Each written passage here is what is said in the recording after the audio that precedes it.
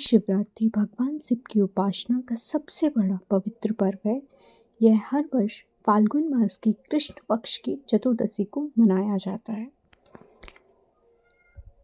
भगवान शिव और माता पार्वती का विवाह, मान्यता है कि इसी दिन शिव और पार्वती का विवाह हुआ था, इसलिए इस दिन को शिव पार्वती का मिलन का दिन माना जाता है।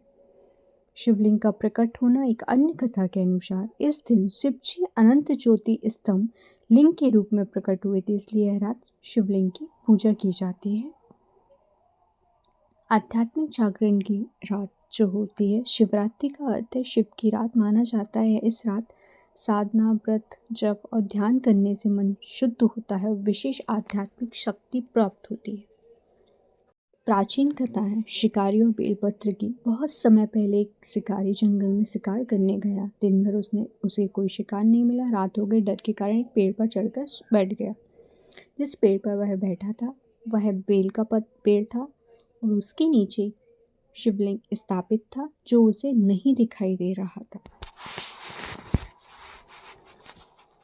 एक शिवलिंग स्थापित था जो उसे नहीं दिखाई दे रहा था। रात भर जागते रहने के लिए वह बेल के पत्ते तोड़ तोड़ कर नीचे गिराता रहा।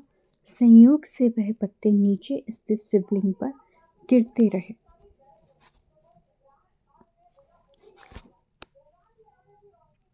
इस प्रकार अनजाने में ही उसने शिव की पूजा होती रही और उस दिन वह भूखा प्यासा भी था।